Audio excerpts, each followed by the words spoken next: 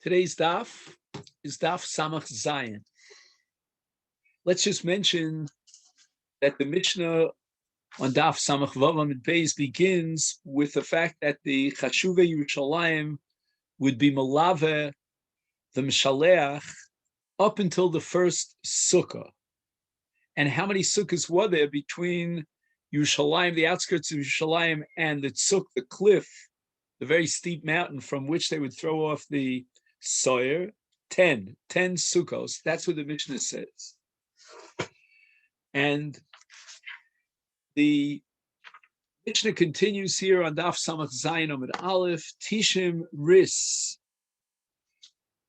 Shiva Umechza L'chol Mil. Ris is the measurement, the name of a measurement, and we're talking about the distance from Yerushalayim until this very steep cliff. And we're talking about Tishim Ris, which is Shiva Umechza L'chol Mil. Now, a mil is 2,000 amma.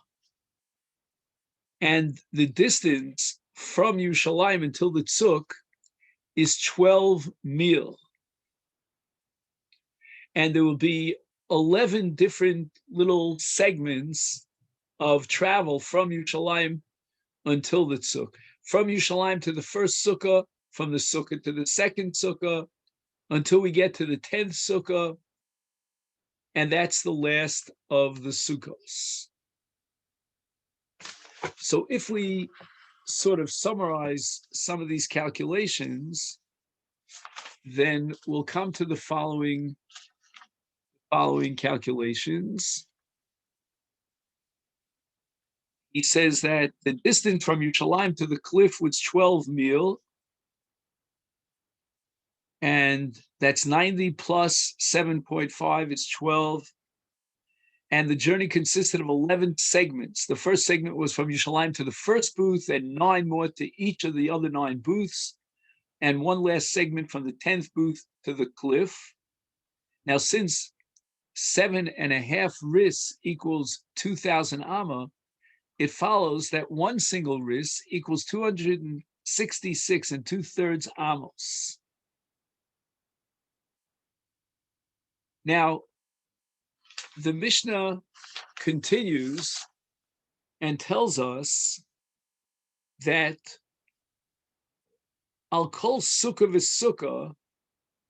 Now, let's watch what goes on here. The Ish HaMishaleach is involved, of course, in the mitzvah of Shiluach Asor LaZazil. And the question is he allowed to eat if necessary? Omrim lo, they told him Shalech Harei Mazon V'Harei Mayim. At each sukkah, there was somebody manning that sukkah with had food and water, and he told the Mishalech that if he wants to, and he feels weak and he doesn't want to pass out on the way from the fasting and carrying out the Sawyer all the way into the desert, so here's food for you, here's water for you. Now, again, as we said before, each segment, each masa is a meal. And a meal, which is the equivalent of, as we said before, 2,000 amma, is also the Tchum Shabbos. And there's a heter to go out of the city, a Tchum Shabbos, which is 2,000 amma. And that applies on Yom Kippur as well. So therefore, the Anshe Sukkah, those who were manning each one of the sukkahs, would be able to escort the Mishaleach from one sukkah to the other, because it was only 2,000 amas from one sukkah to the other, and therefore they were within Tchum Shabbos. It means there was no violation of Chutz L'Tchum. So at this point in the Mishnah, there's no need for what's called Erev Tchumen. And the Mishnah says, Chutz mi achron shebahem. The distance between the very last sukkah and the cliff was 2 milim, right? Because we had 10 milim for the 10 sukkahs, and now there's a distance between the very last sukkah and the tzuk of 2 milim. 2 milim is beyond the Tchum Shabbos. So the person manning the 10th sukkah, which is the closest to the tzuk, he could only escort the Mishaleach 1 mil, 2,000 amma. From there, Ena Magia Imo Alutzuk Ella Omed Mirocho Veroas Maisa. He could only see what goes on at a distance of 2,000 amma when the Mishaleach pushes the sire off the cliff. Now the Mishnah gets into details about what happens when the Mishalech reaches the tzuk. Mahaya oseh cholek lashon shel zahuris. He would split a crimson ribbon, which was made of wool and it was dyed red. And zahuris is a kind of crimson red color. Chetzio kosher besela. After he split it, he would tie half of it to the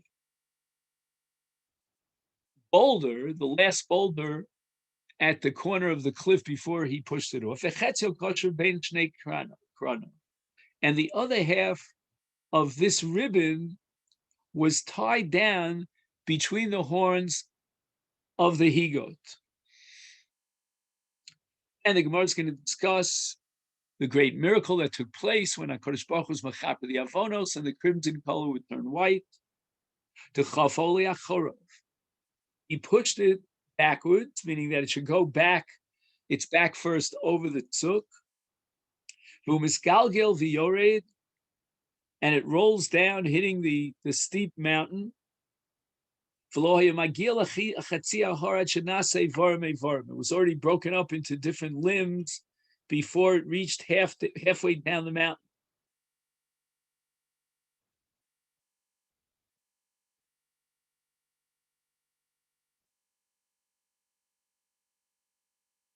Now, there's a comment here as to why they pushed the sawyer backwards. Apparently, if his head was facing towards the fall, he might at some point get so scared that he'll jump away. So when you push him with his head this way and his back that way, he wouldn't see what was going on. Now, the Mishalech finished his job. Ba v'yashav lo tachas sukkah achrona. He would go back 2 milim, and the law is that if a person leaves the Tchum of Shabbos for a Dvar Rishus, normally he has only 4 amos, but if he goes out L'Dvar Mitzvah, he gets 2,000 amma in each direction, and that was the takana of Rav Gamliel Hazaken. Here they were Matidim Shaleach, who already left the Tchum Shabbos, to go back. Since he was Mekayim the mitzvah, we allow him to go back to the last sukkah, which is more than 2,000 amma away, because he's very weak and tired, and we're afraid to leave him there until nightfall, all alone. That's not a secure place to be.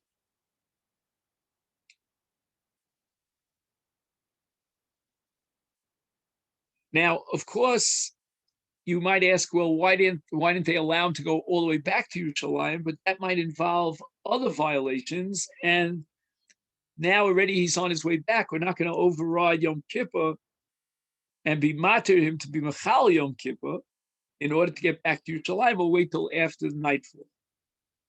Now, in the Seder Avodas Yom Kippurim, the Torah says, "V'amshalech es hasoyer lazazel yichabes begodav," means that the Mshalech now, because of his contact with the soyer, he needs kibus begodim. And this is a general rule, kol tuma shenemar b'yichabes begodav, eno bolamait es hatumas atzmo, ela adra bolarabos Shaloraku atzmo nitma ela af begodov shahoyu al gufo nitmu. And the Mishnah now asks the following question: Emasai metame begodim. When the Torah says hamshalech, when is he considered the mishalech?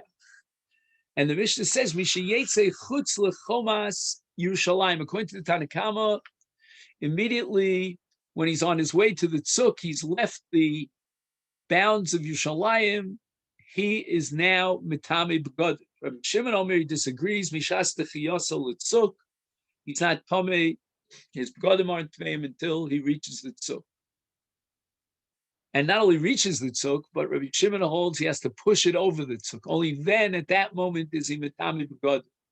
And the Gemara is going to analyze the various shitas and how they derive their conclusions. The Gemara says that we have a brisa that records the distance from Yerushalayim till Tzuk and how many sukkos there were, recording three different opinions. Tana Rabbanan. This first opinion reflects what we saw in our Mishnah, namely, Eser sukkos u'shnei v'sar milin hayu.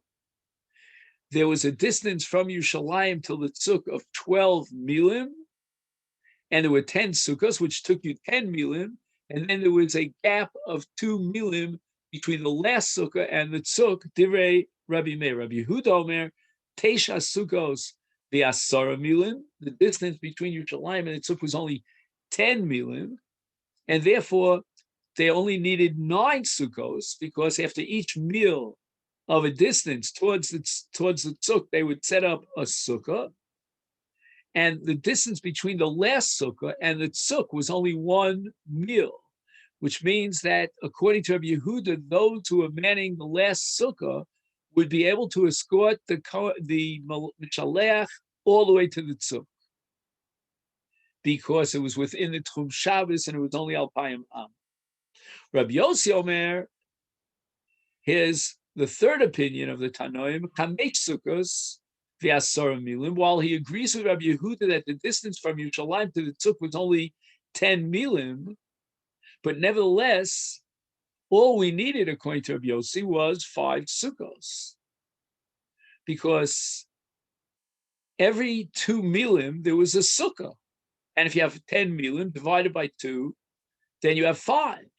All you need is 5 sukkos. So from Yerushalayim until the first sukkah, and from the last sukkah until the Tzuk, was only 1 meal. The Kulan, and according to Rabbi Yossi, and here's where we're going to introduce Erev Tchumen, all the members of the Sukkos, all those who are manning the various booths, and accompanied the Mishaleach of the Soyer from one sukkah to the next, Al Yidei Erev. They were allowed to go 2 mil from one sukkah to the other. Again, you only have 5 sukkos for a distance of 10 mil.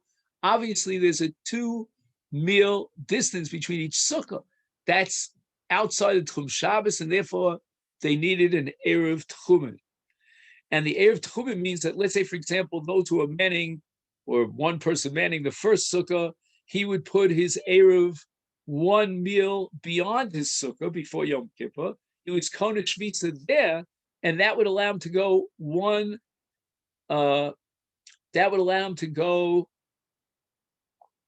another meal beyond that point where he's Kona Shvitza, and that would give him another 2,000 Amma in order to reach the next sukkah. Oh, Rabbi Yossi, Sachli Elazar B'ni. Rashi interprets it that my son made fun of me. He said, if you are right, Abba, Rabbi Yossi, right, that the Bnei Sukkos were able to accompany the Mishaleach more than the Tchum Shabbos al Yidei Eruv, is then Yecholni, I could work it out. Lasos afilu shtei sukkos v'asara milim. If the distance that we have to traverse is 10 milim, I can suffice it with 2 sukkos. How? He would count 4 milim from Yerushalayim, set up the first sukkah, and again, there's going to be an eruv along the way. Then he's going to calculate another 4 milim, set up the second sukkah, and now he only has 2 milim left until the tzuk. So there are 2 sukkos now in a distance of 10 mil. Now you'll ask the question, how could they accompany him? And the answer is the Anshe Yerushalayim would make an Eruv at a distance of a mil outside the city. They're allowed 2,000 amma outside the city. And from that point on, they will set up an Eruv Tchumen that will allow them to be Malave, the Mishalech, 2 mil.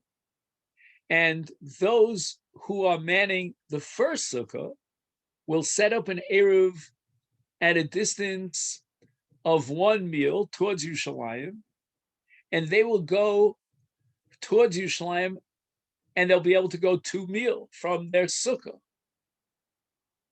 And they'll accompany him 2 mil until their sukkah, and there are those who are in that sukkah Rishona who will set up an Eruv at a distance of 2,000 amma, 1 mil towards the second sukkah. They would now be able to accompany the Mishalech 2 milim from their sukkah towards the second sukkah. The manning of the second sukkah will do the same thing. Some of them will set up an Eruv in the direction of the first sukkah, going back to Yerushalayim, so that they can go back and accompany the Mishalech 2 mil, and they'll be able to bring them until their sukkah. And then some of them will set up an Eruv towards the tzuk, and they'll be able to accompany him another 2 milin and cover the distance between the second sukkah and the tzuk. And therefore, Lozer says, according to your logic, meaning talking to Rabbi Yossi, and you're already employing the Eruv Tchumen, it's then we could suffice with 2 sukkahs. We don't need 5 sukkahs. The Gemara now quotes the end of the brisa to clarify who Shita it reflects. Which of the various Tanoim, we had 3 Shitas in Tanoim, should be the author of the end of the brisa. The brisa says, Chutzmin Achron Shebem Shelo Yigia Imo Letzuk. That the last person in the sukkah that's furthest, meaning closest to the tzuk, would have to remain at a distance. He could not accompany the Mishalech all the way up to the tzuk.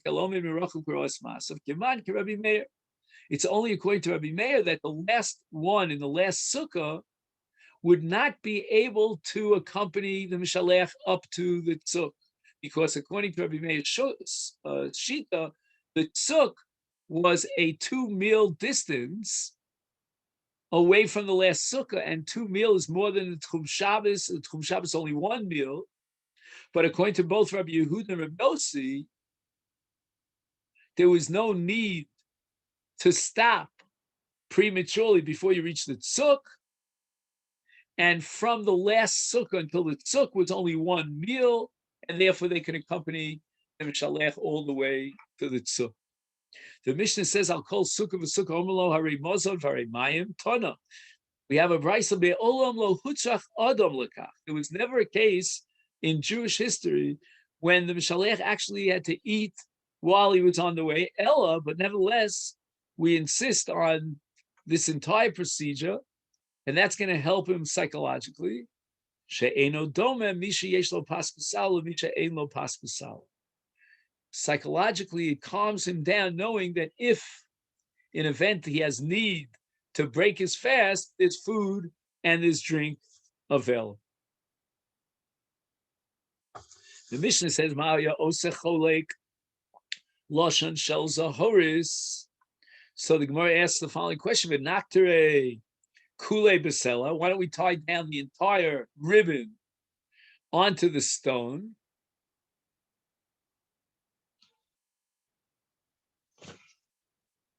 Second.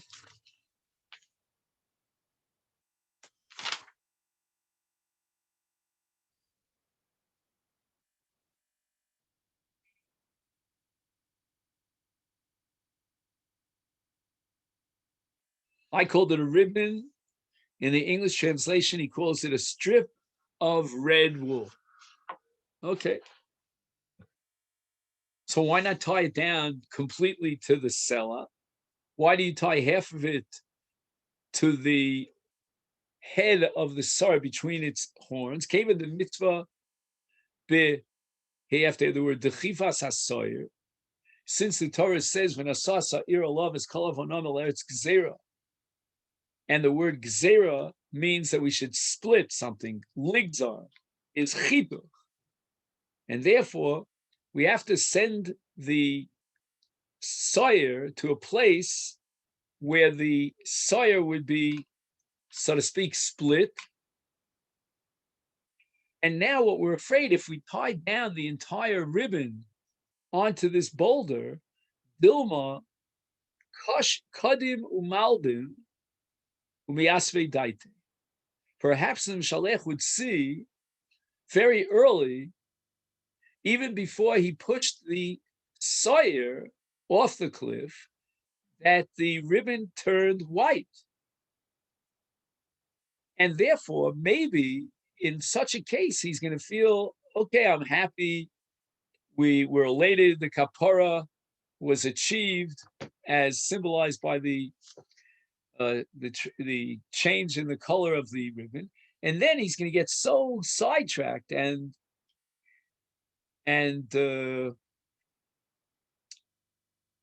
his mind will be what's the word I'm looking for with a D? Distracted. He'll be so distracted that he won't even bother to fulfill the mitzvah of pushing the sire. Therefore, they decided that they'll tie half of the ribbon on the Beina Karnaim of the sire, and since he's so busy setting it up and he's tying it around the sire, he won't get distracted, and he'll remember that he's got to push the sire off the cliff. The Gemara now asks, "V'niktere kule ben kronov." Why don't you tie the entire crimson wool strip between his horns? Why is it half of it has to be on the sella? And the Gemara answers, "Zilman de gamish leila reisha v'lava daite." It could be that he'll buckle down his head under his body, and now, if there's nothing left on the boulder in terms of that strip, the Mishalech will not be able to see what goes on if the strip is totally tied between his horns. And therefore, it's necessary that they tie half of the strip onto the sella, so that now he can certainly see when it turns white. Tana Rabbanan, Rishona, early on in history, at the beginning of the Beis HaMikdash period, Hayu Koshrim Loshen Shel Zahuris Al Pesach HaUlam Mibachutz. They would tie down this red strip onto the opening, the entrance to the Ulam, so that it could be seen by everyone, and everyone would be excited when it turned white. Hilbin Hayu Smechem, that's great. They were so happy. But Lo Hilbin, what happened was that on certain occasions it didn't turn white. And in the footnote here, he says that Ketzad Yitoched Shelo Hilbin Alo Yom Kippur Mechaper Ala Kol, this is the opinion of the Rabbanon on Daf Pei Heyam and Beis. We didn't get to it. Yom Kippur Me'enim Mechaper El Shavim. And it's possible, therefore, that the chut would not turn white because they didn't do tshuva. And that's against Rebbe's Shita. But in any event, that's the Chachamim. Is Hayu Atzevim. They were very down. They were sad. Umisrapim Yidehem. And they were sort of like frozen. They didn't know what to do. Misbaishim, and there was a tremendous sense of busha, of guilt.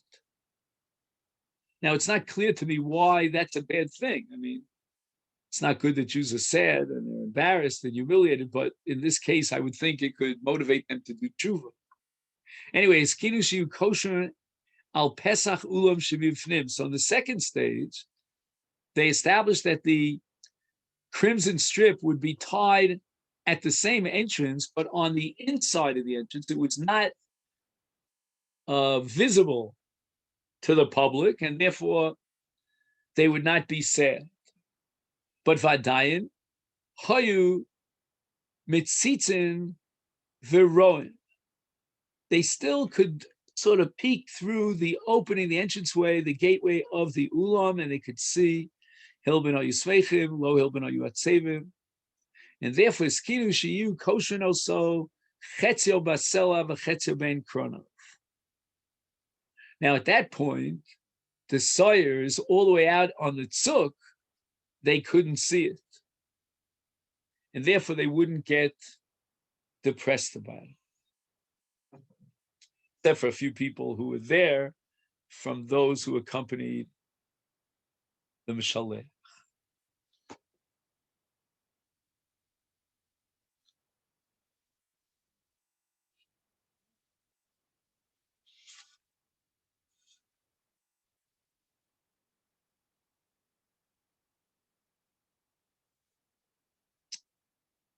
Amar Rabbi Nachum bar Papa Mishum Rabbi Lazar Kapar B'Rishona Yu Kochim Loch Shel Zutza Pesach Ulam Mibifnim Kevan Shigia Sarla Midbar Hayamalbin V'Yadu Shes Kaper Yisrael B'Visas Anasim Mitzvasa Shenemar, and this is the nevuah of Yeshayahu Hanavi, Imyu Kachatoechem Kashanim Keshela Yalbinu.